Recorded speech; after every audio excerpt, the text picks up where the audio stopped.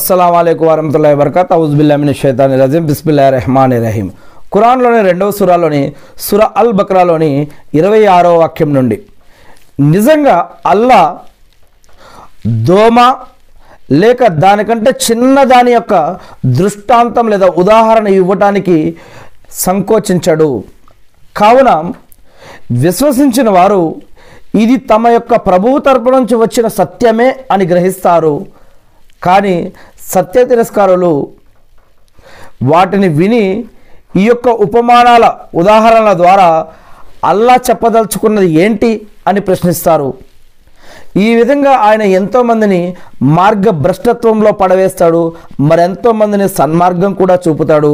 మరియు ఆయన కేవలం దుష్టులను మార్గభ్రష్టత్వంలో మాత్రమే పడేస్తాడు.